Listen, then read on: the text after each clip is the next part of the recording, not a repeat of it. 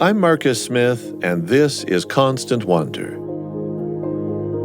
As always, today on the podcast, we'll touch on matters of awe and wonder that often give rise to hope, humility, gratitude. Those feelings associated with awe are easy to experience in the life story of a world-class musician who probably should never have gotten as far as he has. The truth is, he's lucky even to be alive, let alone a productive, thriving, compassionate artist.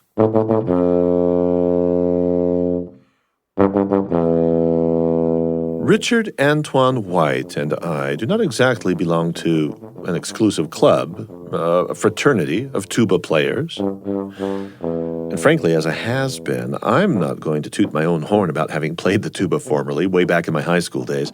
But given my experience with this brass instrument, it was a quick bridge from my life experience to his, the obvious place to start a conversation with him.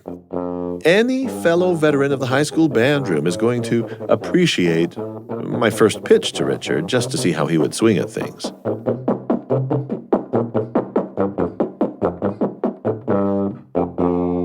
Would you have ever taken up the tuba had you first smelled what the musty, brassy interior of an old junior high school sousaphone could smell like? Probably not. I think sometimes the universe throws you clues or throws you situations that guide you in the right direction. I wanted to be a football player. For the viewers that can't see me, I'm 6'5", 340 pounds. I think I would have made a great linebacker or something. But I broke my hip, and the tuba was what was there, and the rest is kind of history. But if I had smelled brass and all the things you just mentioned, it wouldn't have been on my to-do list at all. Well, the reason I ask is because I was in junior high, and they said, we don't have a sousaphone player, and they took me right on over and sat me down in front of the chair that held it up over my shoulders because I was too small to lift it, and boy, did that thing stink. Oh, we have a lot in common. I remember that Frankenstein chair. I actually started on trumpet because I told my best friend when the person came to school displaying all the instruments, I said, hey, man, we should pick trumpet. It's got to be easy. It only got 3 valves. Boy, was I wrong. The trumpet is hard. So by the time we got to middle school, I was number 18 out of 32 trumpets. I said, this isn't working. I looked up, saw the sousaphone, and said, I want to play that. And much like you, I was too small to hold it. So I call it the Frankenstein chair. I would climb up and get this. I learned to play tuba on a cassette tape. The tape would say, boop, this is B flat, practice B flat, pause the tape. When you have mastered B flat, continue, boop, boop, this is B flat C. So that's why I really couldn't read music. Later on, I learned to read orally from a cassette tape. I hope all the viewers know what that is. Little old technology there, yeah. Today, Richard White, no longer in need of a Frankenstein chair to hold up his heavy instrument, is principal tubist of the Santa Fe Symphony and the New Mexico Philharmonic. He's also professor of tuba and euphonium in the music department at the University of New Mexico. Do you remember what it felt like to first put your mouth on that mouthpiece? I mean, that big chunk of metal. Back then, we rented instruments, so it wasn't a very good instrument, but my very first buzz was on a Bundy trumpet or a Bundy mouthpiece, whatever came with the Bundy brand. And I thought it was the hardest thing ever. So it was like kind of silly. You know, at that age, if you make a spit sound like, pfft, you're like, ooh, you start laughing, right? Because it's hilarious. And I was like, how is that music? So for about 2 weeks, I walked around just spitting and giggling. Every time I would get the buzz, I would laugh because it's like, ha, ha, ha, ha, ha, you know, that sort of thing. And when I first buzzed and it turned into an actual amplification on the trumpet, man, it was no turning back. I wanted to get better. And then my imagination kicked in. Once I started listening to other trumpet players or other musical brass players, I was like, I want to sound like that. And so that created, I think, the start of my work ethic, wanting to achieve that excellence that I heard. It was unknowing at the time, but I could translate that sound into my imagination to go, that makes me feel some kind of way. Richard's story actually does not begin in a school band room. It's actually much, much darker than any of that. We need to talk about some of his earliest memories. The improbable thing, the striking thing about Richard, is that he should ever have survived infancy in a rough neighborhood of Baltimore called Sandtown, long before he ever walked into that school band room and found an instrument to play. Buckle up, this story is going to get really nuts. Richard Antoine White is author of I'm Possible, a story of survival, a tuba, and the small miracle of a big dream. He's also the subject of a 2019 documentary called R.A.W. Tuba, From Sandtown to Symphony. That's R.A.W. as in Richard Antoine White. I want to go to your earliest memories of place. Describe it for me. The first place you can remember. Man, I guess because of the movie and the book, when we were filming and we hit the water fountain, when we hit the place where I was found frozen one night, it's unbelievably intense. I have yet to seek out professional guidance, but I'm going to have to talk to someone about it because I think I really suppress those moments in order to move forward. Even now, as you ask me the question, I'm feeling a sense of, whoa, that is some deep roots. I think a lot of times in life, we don't want to go to the basement because that's where the boogeyman lives, right? Or something you don't want to see. But through this journey of mine, I realized I really do have to dig up some roots and get to the source of who I am. A lot of who I am is extremely positive, but a lot of who I am definitely has residue of pain or things that were unfortunate. But I think I'm going to have to revisit that basement of, hey, this is where you were found. This is where your life could have ended if it wasn't for the kindness of strangers.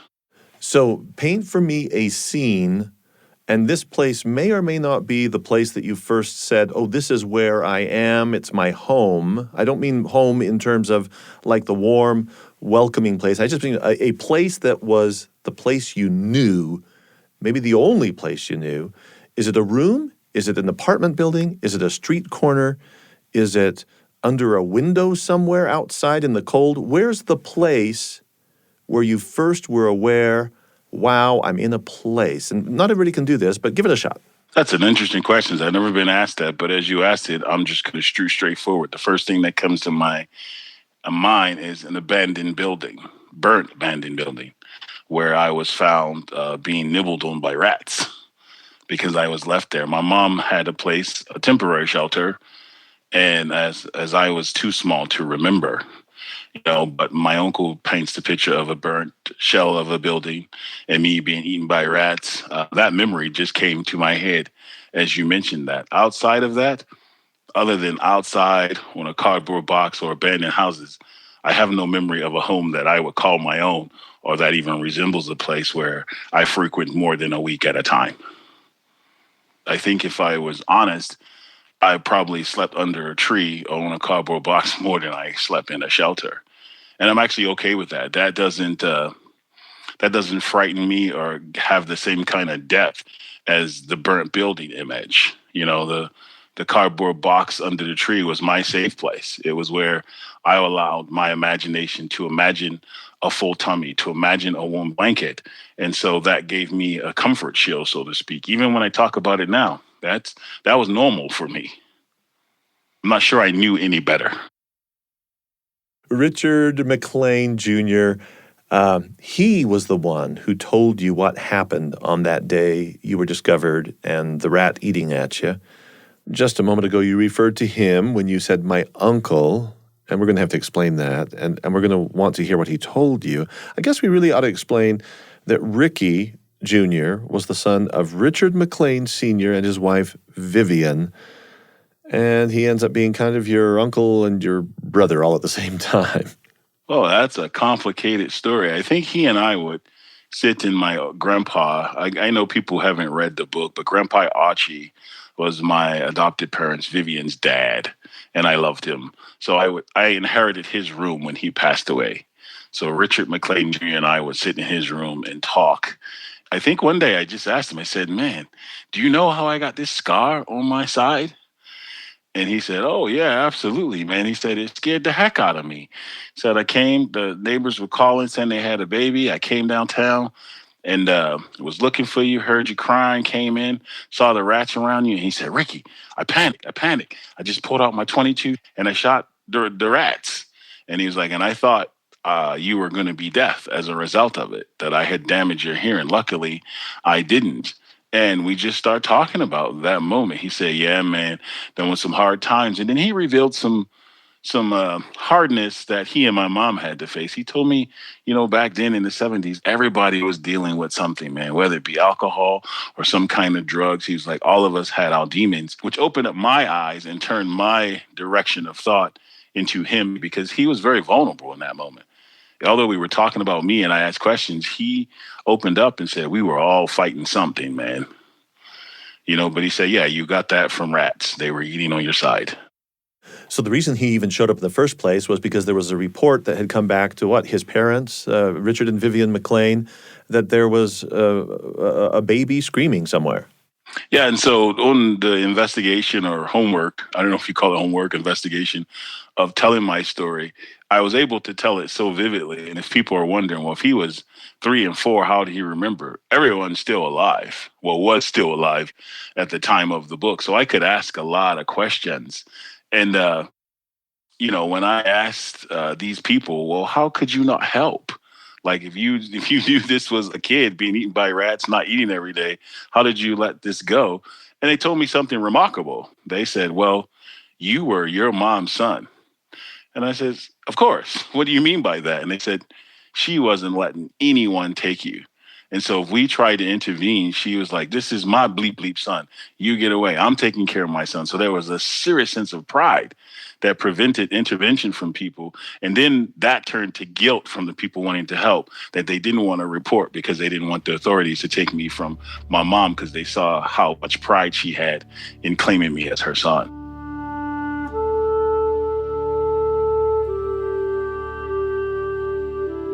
I appreciate where they were coming from, but ultimately later in my life now, I appreciate the transformation that happened within my mom more so.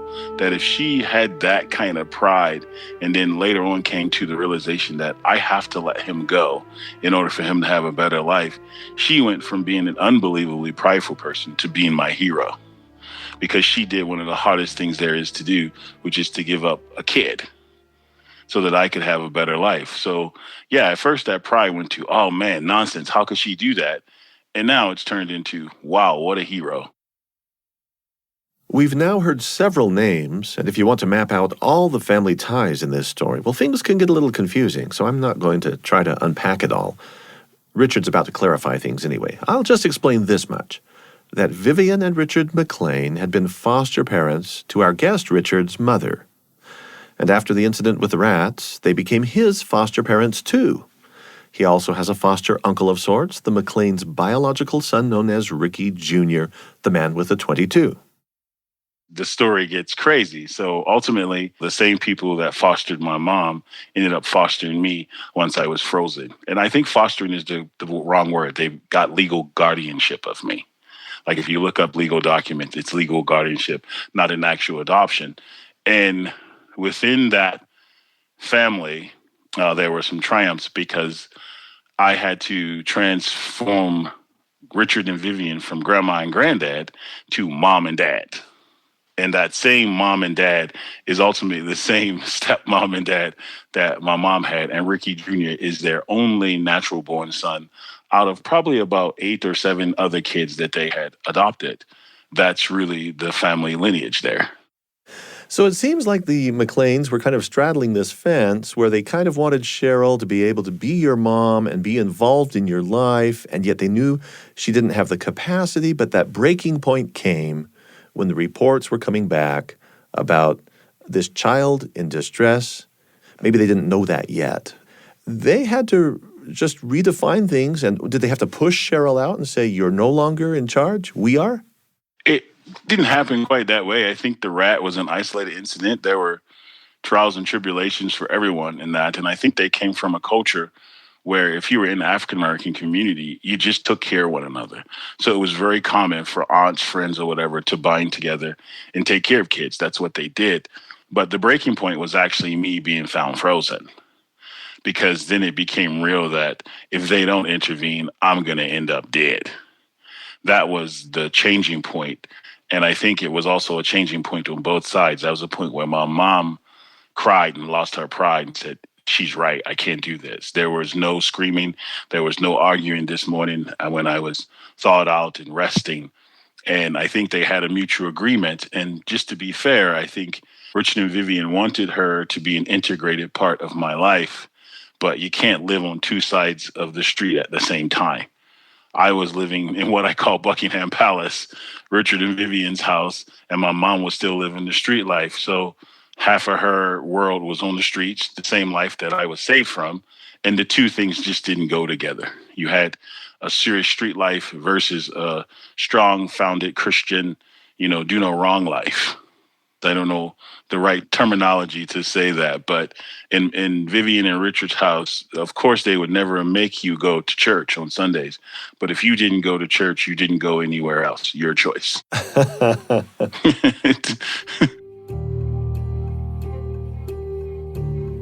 We have to go back to you see some potato chips one day. Is this before or after you're with the McLeans?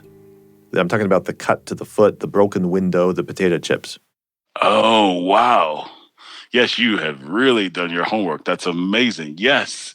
So I'm just walking at night past some row houses, and in the basement window was some potato chips.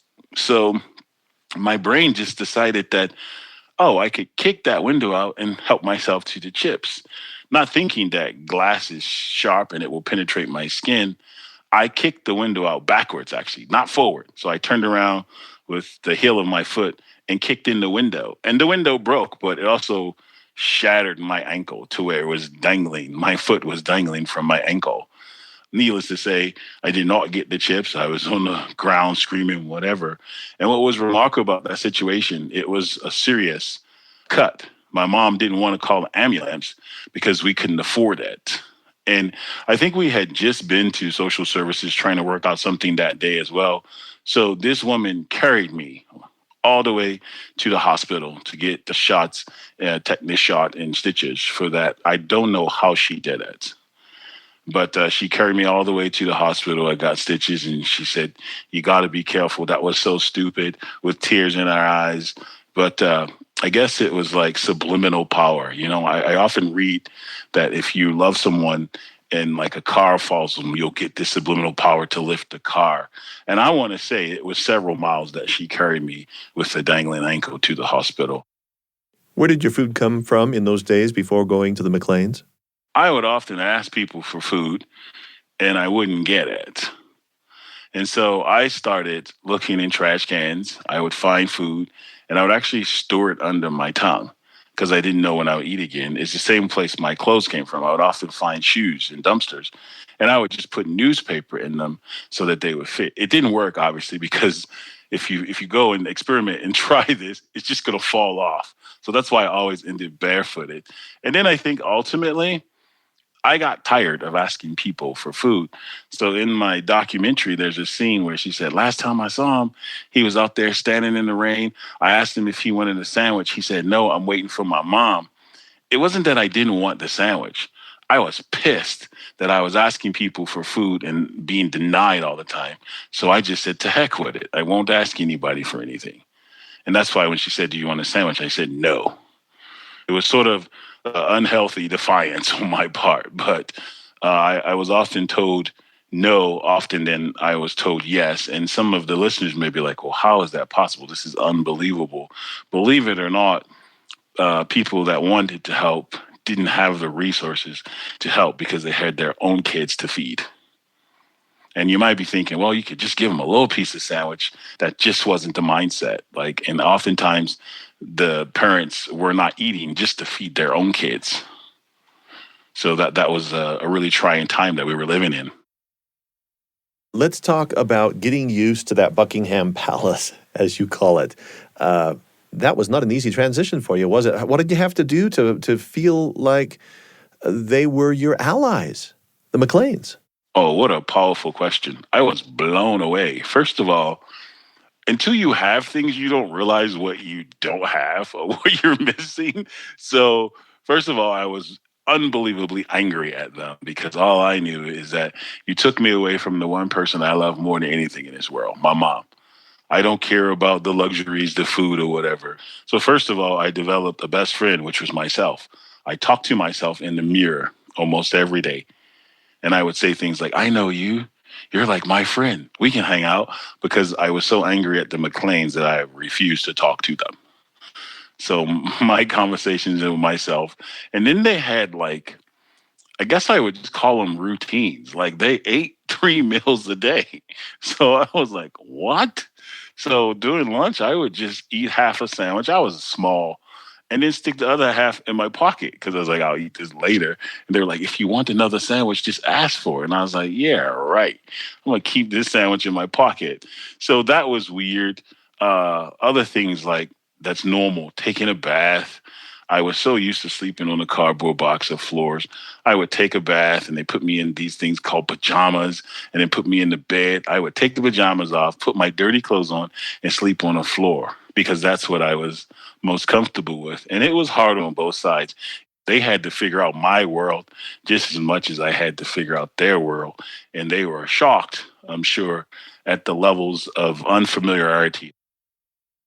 Richard, as you grew, after you had adjusted to new life in the McLean home, without all that extreme hardship of the early years, basically you enter a new existence with everything, with enough food and with baths and pajamas, a regulated life. Maybe we could just call it normal life, with family meals together and shoes that fit, better socialization, life at school. Well, I'm going to jump ahead now several years to the years of the band room and the Frankenstein chair. Mr. Burns is who I want to talk about now. Mr. Burns was one of your music teachers, and I understand he would actually give you rides home from school. Somebody needed to do that. It wasn't there for you, and he'd pick you up, maybe take you places you needed to go. Well, I'm happy to talk about Mr. Burns. There's another book coming out eventually I'm working on now. It's called The Five Educative Languages of Teaching. And Mr. Burns is in my book. And in my book, he is called the storyteller. And the storyteller believes in telling stories as a form of relatability. So Mr. Burns would tell me about the Canadian brass, tell me how you can play tuba in orchestra, tell me how I could go listen to the Baltimore Symphony. And he was just a dedicated teacher, so much so that he developed systems to encourage kids. So here I am. First of all, I started on trumpet, then went to baritone, then went to tuba, which is a pretty common progression. Mr. Richard Burns had something called a star chart. You learn the piece, you get a star, but he never had a serious tuba player. So there were no stars available for tuba because we play the bass line. Boom, boom, boom, boom, boom, boom, boom, boom, boom. We don't play da da dee dee dee da da da. I said, I want to play that. I just called. He said, you want to play that on tuba? I said, yes, sir. He said, we don't have that. I guess I'll go home and transcribe that in bass clef for you. I was like, thank you. So I was the first tuba player to get all the stars. And then he saw how dedicated I was. And I said, well, I don't have a tuba at home to practice. He said, well, every Friday I'll take you home. Some old Honda Accord. We would put the sousaphone in there. We figured out how to make it fit in the trunk. But Mr. Burns is the definition of what we call a dedicated teacher. He made me believe that the impossible was possible. I'm going to date myself here, but he introduced me to things like the encyclopedia. And this is going to be a doozy, the Dewey Decimal Card Catalog System, where I looked up all the things in the stories he was telling me. And then ultimately, cassette tapes and these things called LP players, which when I looked them up, this is going to blow people's mind. I found some kind of catalog where I could get records for 1 cent. For 1 cent. So I would scour. I mean, some listeners may be able to relate to this, but I'm not making this up. There was this brochure, and I was like, 1 cent? Oh my gosh, I'm going to get this, I'm going to get that. And so every time Richard Burns would tell me a story or mention a symphony piece or whatever, I was able to go get it because once upon a time on Christmas, I got a little LP record player that was in the shape of a briefcase. And it changed my life. Not only did he change my life by going the distance for students, he changed my life by showing me what was actually possible.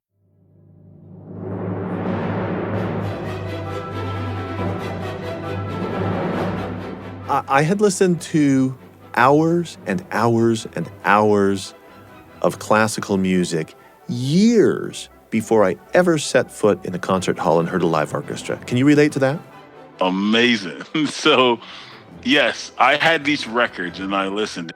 The first time I heard the Baltimore Symphony, I was floored. I was like a moment where you say, I mean, I know you told me it sound good, but you didn't tell me it sound really, really good. It was like magic. It's like seeing a star for the first time in the sky. Like, how is that possible? And so much so, I was moved by the music that I went and got a job at the Baltimore Symphony Orchestra so that I could hear the orchestra every day. I was an usher there because that's the only way I could afford the tickets. That's how much I wanted to know how this magical sound was produced. Like seeing a star in the sky for the first time. Can you relate to what Richard is saying there? Have you ever been struck like that? Awestruck? Could be music, could be nature. You're feeling, sensing, observing something, anything. And it feels like, or maybe it is, the very first time, and you scarcely even know how to process it. Well, that's exactly what he's talking about. It's an unreal feeling. I think I have a pretty good imagination, but hearing the professional orchestra live for the first time was literally a life-changing experience. I can close my eyes now and hear that first sound.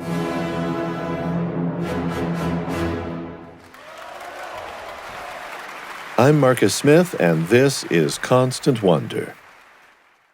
You did not have an orthodox audition to get into the Baltimore School of the Arts. So things were very unorthodox in my stay at the Baltimore School of the Arts. I showed up on a Saturday in crutches because I had just broken my hip with football, wearing that tuba called the sousaphone. So I had to have the sousaphone on me, and I was wearing the bell like a hat. So I'm trying to open all the doors. They're not opening. And then randomly, I found one door that was open. So I helped myself. I walked in, and the director was there because he had forgot some manuscript or something. And he said, "What are you doing here?" And I said, "I came to audition." He said, "Excuse me? Auditions were yesterday. It's Saturday." And I said, "Well, I'm here now."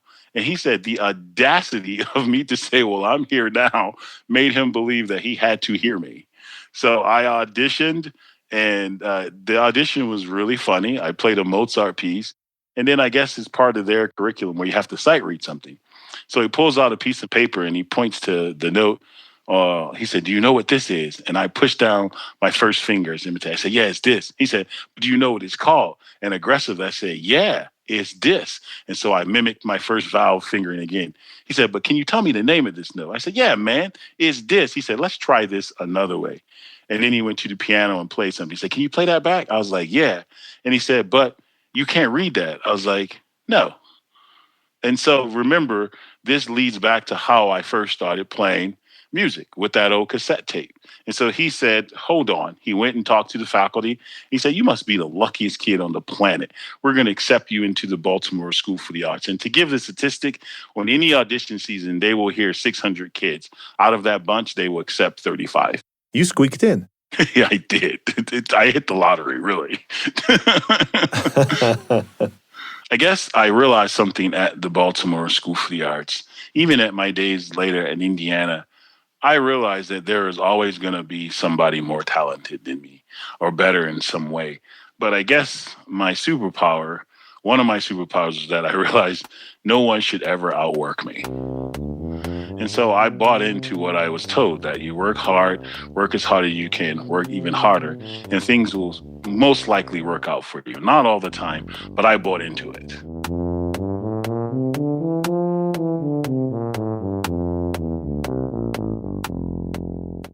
You did not know about this because you tell the story. You tell the story of Dante, and you think you're practicing hard. Would you tell us how that went down? That's a hilarious story. So we had something called, I think, brass ensemble, and you had to take tests. So that means that you have to come in and play your assignment. So you would have to come in and play the B flat scale. And so we would all go down one by one. Dante, your turn. Dante plays B flat scale, A plus. Alicia, your turn, A plus. And then they get to Richard, F. And I'm like, okay. And then she says, "You think you can fix that?" And I say, "Probably not." So, and then after class, Dante's like, man, you got to practice. You don't practice the scales. I was like, what do you mean practice? I looked at it. He said, nah, fool. You actually have to practice it so you can play it right in class. And I went, all y'all play these before you get to class every week? He's like, yeah. And I was like, oh, ain't nobody tell me. So I was just coming in. I'll give it a shot, sure. Right. And then it's funny because he's like, well, how much did you practice, man? I said, I did good this week, man. I practiced a whole half hour. He said, a half hour, fool? My warm up is a half hour. And I was like, oops. So it was funny, but it changed my concept of work and what you're supposed to do. I think eventually I started practicing them every week and pulled my grade up.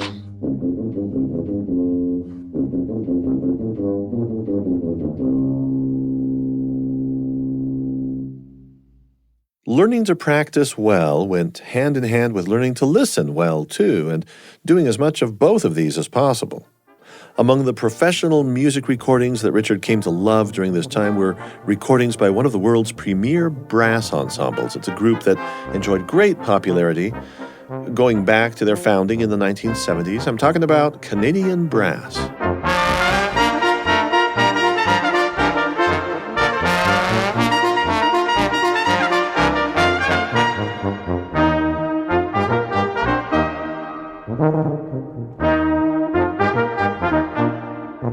Who was it that first mentioned Canadian Brass to you? That would have been the storyteller, Richard Burns, which is amazing because later on in life I got to play with them. Yeah. Yeah, so he mentioned them to me, and we had something, public library. It's called the Enoch Pratt Library. And it's multiple floors, so you could go and look in the encyclopedia, see Canadian Brass, and then you could go get all the Canadian Brass LPs. So I think it was Canadian Brass Live, and they had a Mozart on there, and I was like, how are they playing this string piece? Floored, blown away. And then many years later, I got to tour with them in Branson, Missouri with a show called Brass Theater. So if Richard Burns had never told me about them and I hadn't had the ability to look in the encyclopedia, I wouldn't have had this magical world introduced to me and later to be a part of it. Richard, I want to go back to what you left behind in the way of your hopes and dreams when you picked up music as a focus. You told how you were injured, knocked out of contention for a sports career. Can we just go back to that and pick up that aspect of your life story? You know, I hate to say it this way, but your music career got a boost when your athletic career was snuffed out. Tell us how that all went down. We were playing what we call street ball on Pimlico Middle School field. Street ball is when you just walk through the neighborhoods and you say, hey, we're going to play football. Everybody come join us. You might start with two people, but by the time you get to the field, you got a whole team on both sides to play football. I was talking a lot of smack. I was big, so I was playing running back, and I probably shouldn't have been talking so much. And they decided to make an example out of me. Two people picked up my right leg and left leg, ran opposite ways while someone came over the top. In that moment, they broke my hip. But in that moment, I just thought pain. But as I had to deal with this injury, I think I was blessed with being on the street because adaptability is something that I do naturally. I immediately thought, okay, what's next? What's plan B? And plan B was the sousaphone. And now that I'm older, I think that the universe threw me a gift because I actually think had I played football, considering all the injuries I always get when I play sports, I think I would have been one of those examples. I still probably would have been successful, but I would have been paralyzed or something like that. So I consider it a gift. And it seems that way about a lot of things in my life. Everything that I'm mad that I didn't get turns out that it was actually a good thing that I didn't get at. I got exactly what I was supposed to get.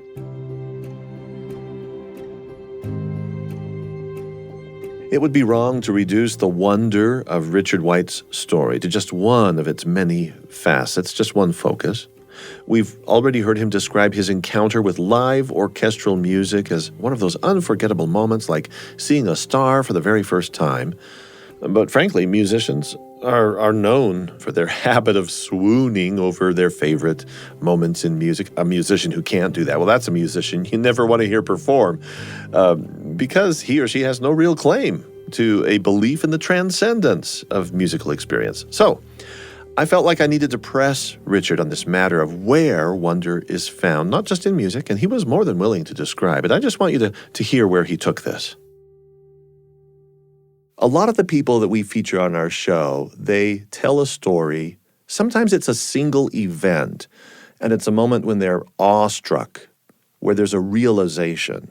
It's an epiphany of some kind, and the lights go on. Or maybe like the world just stops and they suddenly feel something they can't quite understand, where you get an awareness of something that's bigger than can be explained. Absolutely. That is me being a child.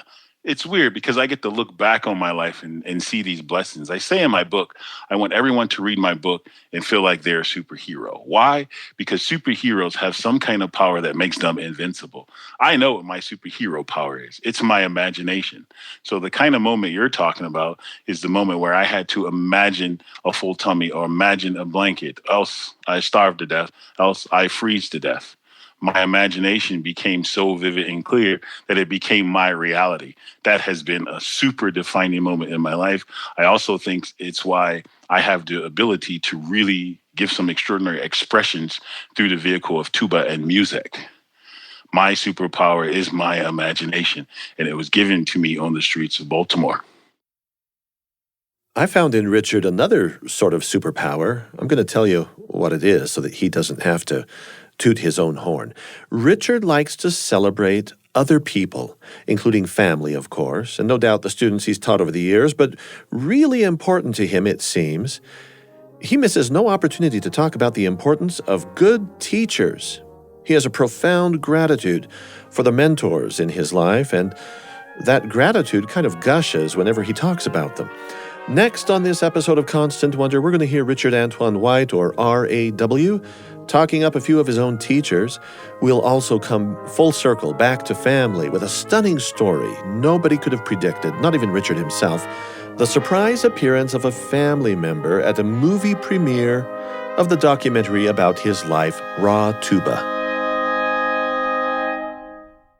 I'm Marcus Smith, and this is Constant Wonder. We're bringing you a conversation with Richard Antoine White.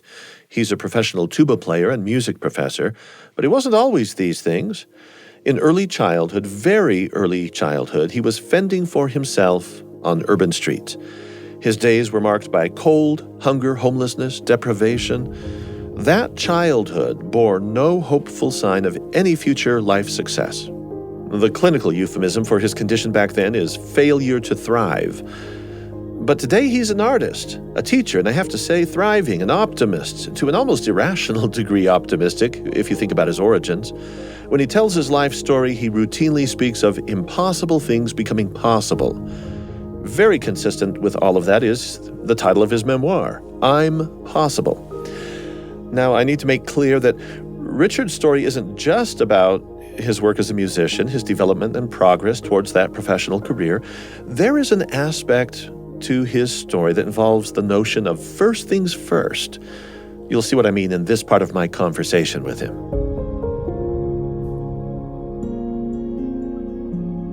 Richard, there's a story you tell that ties in exactly with this, because you just connected will I have food to I'm going to make music, which is really kind of a leap, in a way. But there was a time when you were coaching other teachers on how to be teachers, and in a spur of a moment, you give this piece of advice, and the piece of advice is give that kid food. Do you remember that story? Yeah, well, I was at a conference actually, and someone says, well, what happens, when you hit a brick wall? You've done everything you can, you actually believe in the kid, but nothing is working, and the kid is not excelling. And in that moment, I hadn't had a premeditated answer. I just looked up and said, feed him. And his jaw dropped. He said, excuse me? And I said, yeah, put some noodles or Chef Boyardee in the closet. I said, I would bet money that this kid is hungry. They can't concentrate on the math test. They can't do what they're supposed to do because they're actually coming to school to eat and they don't have the ability to function. And so he called my bluff and actually went and got noodles for students. And then I got a call later. He said, how did you know? The students' performance has skyrocketed. And I said, just had a hunch, man. There's a movement now in schools where they have don't ask, don't tell policies. They keep food and you can just go get it and no one says anything. So it was just instinct that I suggested that. And I think that happens when you come from a place of authenticity, just like I'm having this interview with you. I don't practice thoughts. I've just made a decision to be vulnerable. And in that moment, I'm glad I was blessed with the ability to be vulnerable, no matter how odd my answer might seem, to just say, hey, feed the kid. you know, that was my true instinct at that point. I wasn't worried about being seen as being silly or having a just ridiculous answer. It was just the answer that fell upon my heart, and I expressed that. Square one for some kids might be get some food in their stomachs. And so I love that story. I also love the way that you have learned to teach from other teachers who were your models. And so I want you to tell me about that legend in the tuba world, one of your teachers, Daniel Perantoni. Yes. Daniel Perantoni is the motivator. Oftentimes I would go into lessons. He said, well, how'd the audition go? And I was like, I think it went okay. He said, only okay, but you didn't win, son. And I said, no, sir. And then I play. And he go, well, that was pretty good, but you don't own it. And then he had a saying to a very popular quote: amateurs practice until they can get it right. Professionals practice until they can't get it wrong. Experts practice until they own it. I was like, whoa, I never heard that little last part there, own it. And so he elevated me to another level because I was asking myself, do I own this excerpt? Well, I don't think I own any of them. And he's like, that's my point. Don't lower your level of expectations, but raise your level of performance to meet your level of expectations. When you walk into his lessons, you would hear like the Rocky theme playing because you knew it was going to be on. Din, din, din, din, din, din, din, din, din, din, din, din, din. That's how you felt going to your lesson with Mr. P. So he was a true motivator. So in your experience with these kinds of mentors, teachers, did you have to be humbled? I definitely had to be humbled. And the person that humbled me the most and had probably had the biggest influence is David Federley, the truth teller. I mean, I cried after every lesson. He was as blunt as it could be. But what I learned from David Federley is that the truth will set you free, but first it will piss you off, but you'll be better for it afterwards. That's how I describe my lessons with David Federley. Because, man, I was in tears. I was angry a lot. And the story I remember most is I said, I'm going to quit my job. I can't do this. I'm just going to get some student loans and I'm going to quit my job so I can pass and practice. And he looked me straight in the face and said, if you quit your job, I will fail you. This is life. I expect you to work. I expect you to practice. I expect you to get good grades. This is what I require of you. And if you don't do it, you will get an F. I thought he was crazy. I was like, this man is psycho. But he was absolutely right. And he helped define my work ethic. I never quit my job. I continued to work. I got passing grades and I continued to practice because that's what is expected of me and that's what I'm supposed to do. And I thank him for being honest enough to tell me. Richard, I need to interject just very quickly. This was after the Baltimore School for the Arts, and you had gotten into the renowned Peabody Institute, and David Federley, who taught you there, was also principal tubist for the Baltimore Symphony Orchestra. And this teacher, you call him the truth teller, says he'll fail you if you quit your job. But what job were you doing? I did stage crew. So I always worked jobs that were connected to my career. So I figure if I do stage crew, I could hear all the concerts because I have to be there to do the set changes. So all throughout Peabody, I worked something called stage crew. So I could sign up for as many concerts as I want, and all I had to do is set up the chairs and stands. You're kind of like on your own, paving your way. They launch you out there, and then you're going to all these schools. You have all these professors, and at some point, you are a professional, accomplished tuba player with major groups. At some point, family comes back into the picture.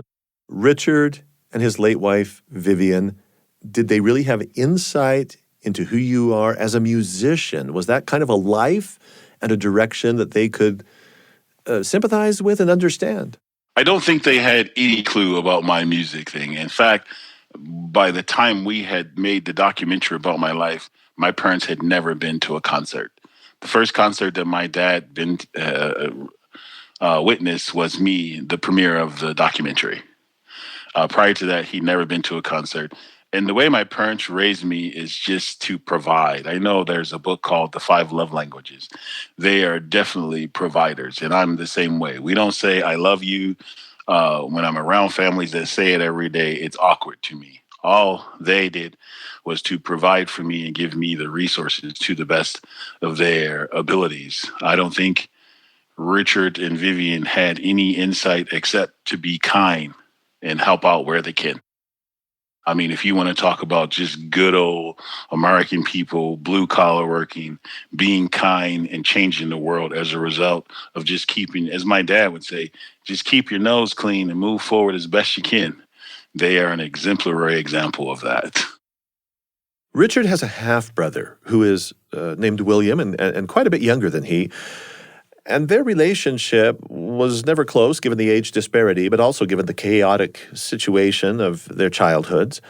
They only met briefly, really, and didn't interact much at all with each other until after their mother died. That's when Richard was 19, William was 8.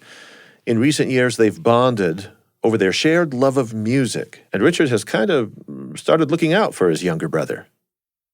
We had a rough start because I didn't talk to him. And one day he called me up and just laid into me. How come you don't talk to me? Blah, blah, blah, blah, blah. And I, once again, just vulnerability. I answered very candid and said, I don't talk to you because I don't know you. And it was an aha moment for him. He said, oh my, I never thought about that. We don't know each other. That makes sense. And he said, so can we start talking? And we started talking and realized, oh, okay, this is pretty cool. So now when I'm out on tour or whatever, or the film is showing, he joins me. So I'll talk, the film will play, and then when the film ends, we'll each walk in. He'll walk in from the left side, I'll walk in from the right side. I'm playing hip-hop tuba, and he's freestyle rapping. You got your brother on the track. I'm gonna style out a little bit. I think y'all can hear me. How y'all doing tonight? I'm gonna get in a different type of zone right now, you know what I'm saying? All right, listen. I'm dark skinned, I'm cool, attitude, I'm right. Me and my brother, we good, we love each other for life. Don't get it confused, if he 3,000 miles away, beef come, I come through, hit you where you stay. And if I can't make an event and it's suitable for him to attend, he attends. I'm so grateful for William changing his life. He got off the streets, got away from dealing drugs. He works at Walmart full time, drives a truck. He is married in Dallas with 2 kids now, and living a very happy life and doing things the right way. In his mind, we always laugh. He said, man, I love you, and I'm glad you told me to do things the right way, but it sure do take a long time to do things the right way. And I said, yeah, but doing things the right way keeps you free. So I'm very proud of him. And I hope that through our collaborations and endeavors that someone actually notices his talent. Your biological father. Wow. My biological father, that's a doozy of a story. So as far as I can remember him, I've seen him once. And the way this happened is extraordinary. During the premiere of the film Raw Tuba, at the end, when we had question and answers, keep in mind, let me paint the picture. On stage is me holding a giant movie poster of the film Raw Tuba. To my left is Ed Goldstein and David Federle. To my right is Richard McLean and one of the film directors for the movie. And people are asking questions, and then randomly, some man stood up and pointed to Goldstein. I want to thank you for starting him on the tuba. I want to thank you for being hard on him and giving him the tools he needs, pointing to David Federle. And then he pointed to Richard McLean Sr. and said, I want to thank you for loving him and taking care of you, because I couldn't be there. And I want to thank everyone here tonight for supporting him, and told everyone that he apologized for not being in my life because he was incarcerated. And in that moment, I realized who this man was. It was my dad, who I had seen for the first time in my life. I put the poster down, ran, and just gave him a hug. It was crazy because I was supposed to go back and play a version of We Are the World with solo tuba and choir. I had to take a couple minutes to get myself together, but I was proud of him at being my dad in that moment because he didn't have to stand up and say that. And then the next day, something extraordinary happened. I canceled dinner with Richard McLean Sr., my stepdad, and went out with my real dad to, I think they call them, it's like all you can eat buffets where they cook the food in front of you, like Japanese style, hibachi. I went to an all you can eat hibachi. And when I saw him, he gave me a hug and handed me $40. And I had to do everything in my power to hold back the tears, because in that moment, he was my dad. And I know that $40 was a sacrifice. I have not spent it. And it was the first time that I felt like I had a dad in terms of it being my natural dad. Extraordinary moment, extraordinary circumstances. And right now I'm a little bit emotional because it was that intense, but it was that meaningful. We promised to keep in touch afterwards. We try, but we don't really. But in that moment, he's given me a lifetime to hold on to. And I'm grateful for that, because if we don't talk again, if we talk every once, 5 years or whatever, I'm okay with that. And no disrespect, I'm also okay with understanding that I do have a biological dad, but I also have a dad that I intend to call dad until I can't anymore, and that's Richard McLean Sr. So the two can exist, and I think that moment gave me a way to put Raymond Tyler, my biological dad, in a place that exists without resentment. People make claims about the power of music, and sometimes it just sounds so trite. Is it futile to try to explain the wonder of music? No. And I'm often asked awkward questions. Sometimes I'm asked, does it feel weird to be the only Black person on stage when you're about to play with the orchestra? And I go, I can assure you that I've never sat down to play a Mahler symphony. I went, wow, I'm the only Black person on stage. I've got a million other things that I'm concerned about before that downbeat happens. And the pigmentation of my skin is not one of them, I promise you. Never has that happened. And then when people talk about, well, how can you relate to classical music? How can you relate to jazz, a country, a rap, or whatever? I answer it in this way. Whether you're Beethoven, whether you're Bach, Mozart, whether you're playing rap, classical, or country, we all choose from the same set of notes. Look what happens when we come together and make music. I don't know you, you don't know me. We can speak different languages, sit down in front of music, and make music together, regardless of our differences. You mean to tell me that I'm choosing from the exact same notes that Bach and Beethoven chose from? I'm telling you exactly that. And I'm telling you, whether a brother played it or a Caucasian played it, it's still the same 12 notes today. Right? But what we have to do is just let it live and make sure we don't run interference. Let it exist. It has defined itself for centuries. Why would we tamper with it? I think we're making it complicated by trying to explain it. What we should try to do is express the things that exist within music. Like tell a person, you're dancing, you're moving, that's called motion. You're crying, you feel some kind of way, that's emotion. So music has emotion, music has motion. We can hear all of that. Let's focus on what exists in the music and let the defining moments and the power of music do what it do. And what I mean when I say do what it do, let the magic happen.